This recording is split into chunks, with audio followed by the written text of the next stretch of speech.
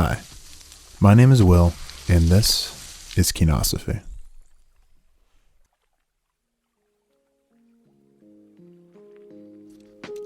Princess Mononoke is an animated film that was released in 1997. It was directed and written by master filmmaker Hayao Miyazaki, and was the 9th film animated by Studio Ghibli. The film is set during the Muromachi era in Japan, spanning from the 1300s to the 1500s. Miyazaki chose this period because it was the dawn of an industrial and cultural revolution that greatly changed humans' relationship with nature.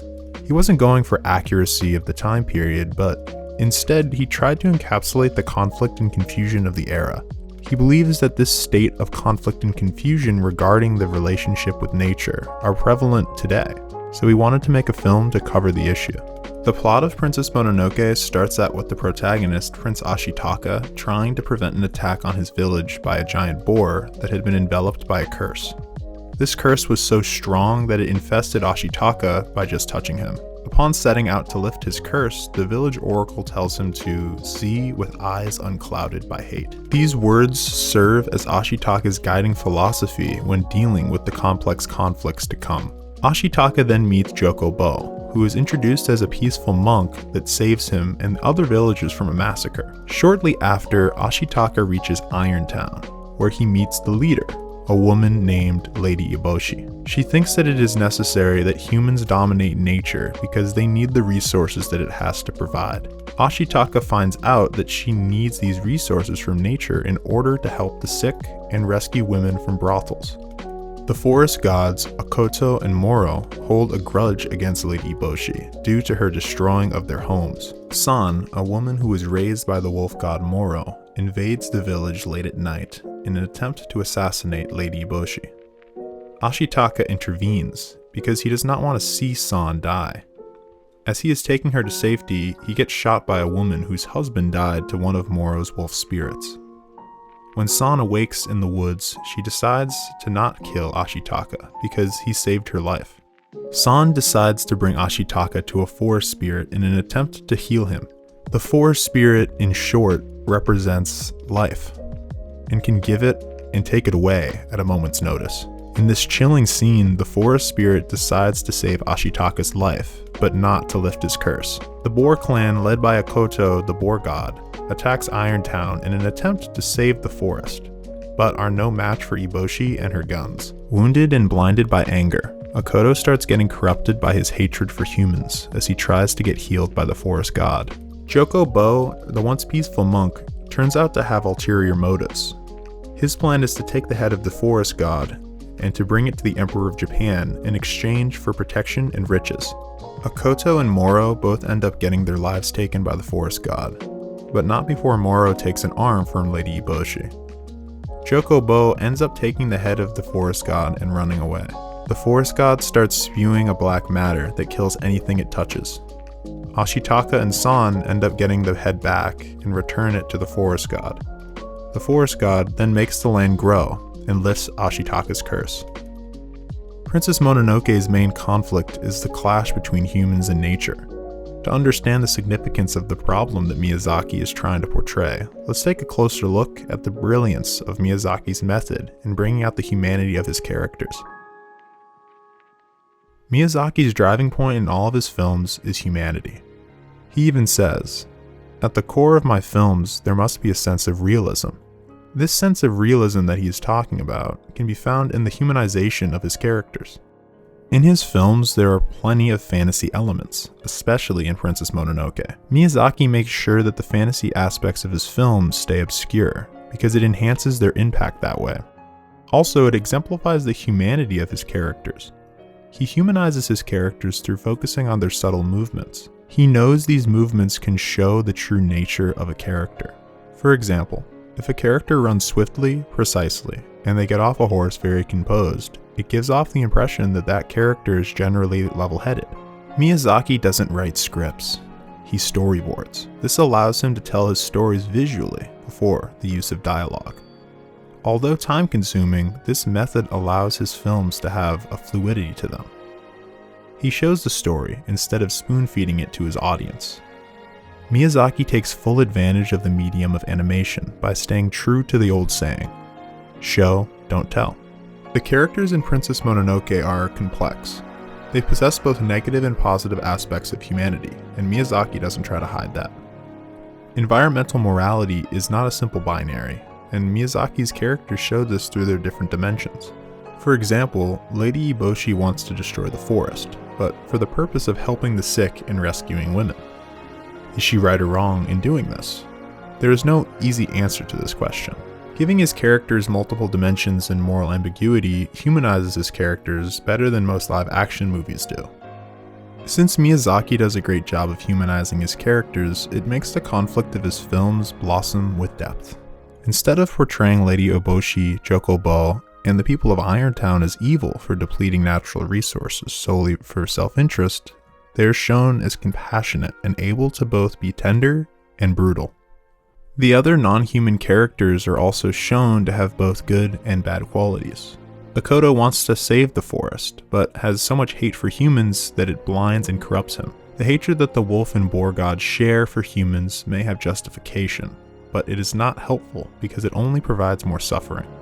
Violence only begets violence. The fact that both sides have good reasons for what they're doing distinguishes this film from others that try and tackle the same issues, such as James Cameron's Avatar. In that film, humans try to take the resources of a planet for themselves.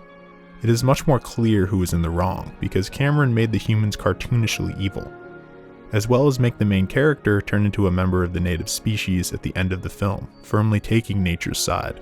Whereas in Princess Mononoke, Miyazaki made the protagonist Ashitaka see with eyes unclouded until the film's last frame. There is no clear right or wrong to the conflict between humans and nature in Princess Mononoke, because both sides have flaws and virtues.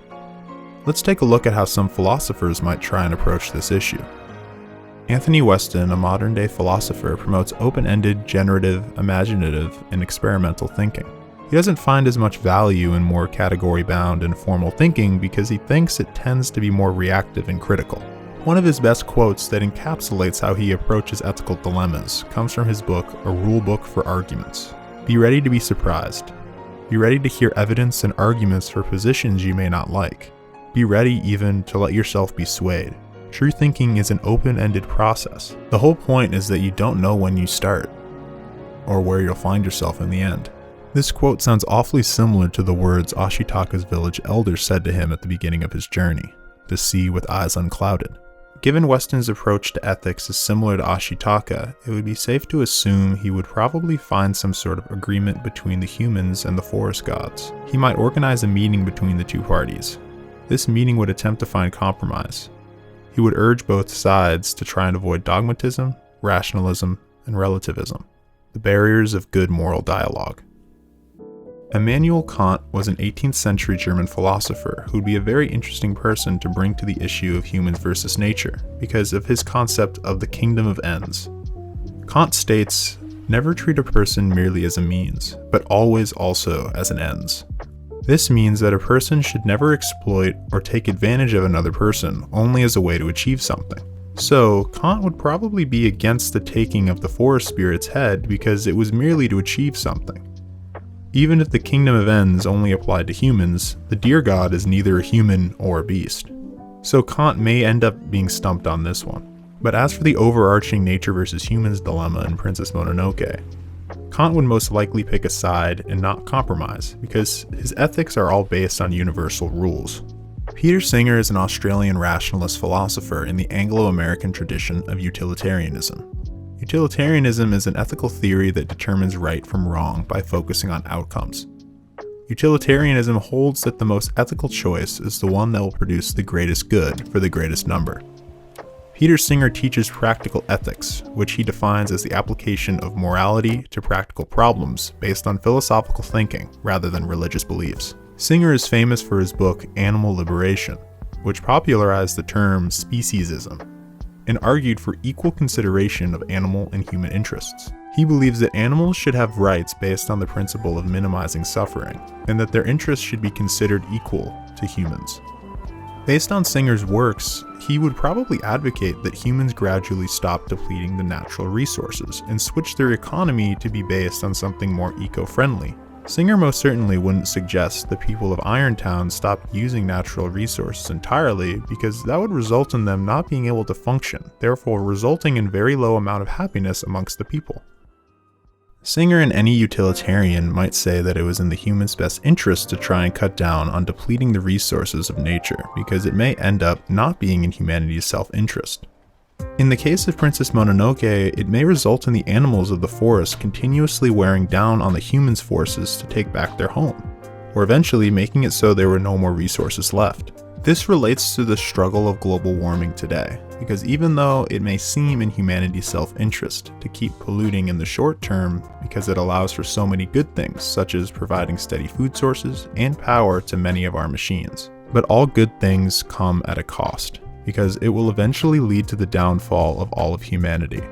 Because global warming will in time make the planet dangerous, and in the long run, even uninhabitable. Socrates, an ancient Greek philosopher and a key figure in the development of Western philosophy, based his ethics on the idea that people are capable of reason and goodness, and they act badly only because they are ignorant.